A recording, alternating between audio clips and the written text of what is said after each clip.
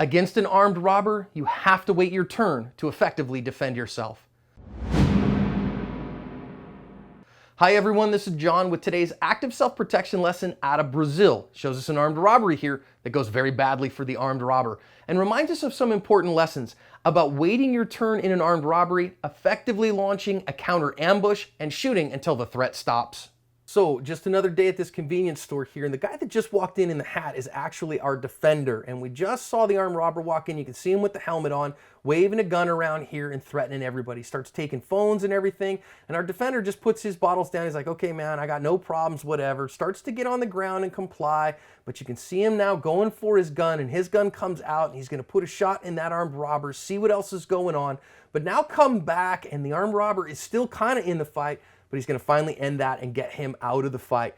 Now, let's think about some lessons out of this one here. There are more lessons on our website, links in the description. Let's talk about a few of them here. First one is that the fight of your life's not going to come with a whole lot of notice. You know, you got to have your tools on you in the moment because you're not going to have time to go back to the car. Secondly, we talk about compliance here. So you see that our intended victim here, our defender just puts that stuff down, and you can already see him kind of looking with that right hand and feeling for where his gun is. But one of the things that I notice is he doesn't go right away because the armed robber's paying attention to him.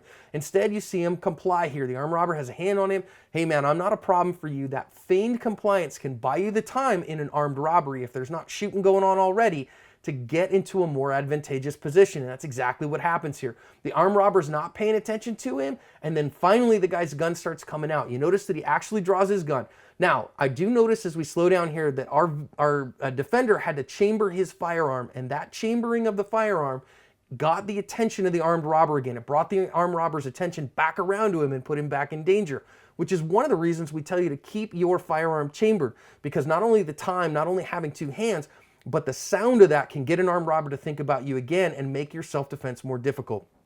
Now, he put a shot in that guy and then instantly started looking outside to see what additional threats there are. Now, scanning for additional threats and not getting that black dot focus is important, but there was still a threat going on here inside the store. You got to make sure you get out that one first, and so he has to come back to that threat and re-engage it, and I would really encourage you instead to make sure that first immediate threat is dealt with before scanning and assessing for additional ones. Finally, our good guy here is able, he grabs a hold of that gun and secures that firearm, doesn't leave it anywhere near the bad guy at the end, and that was a great choice. All in all, did a fantastic job of feigning compliance, getting his gun in the fight at the right time, putting shots on target, ending the threat, and covering his asp.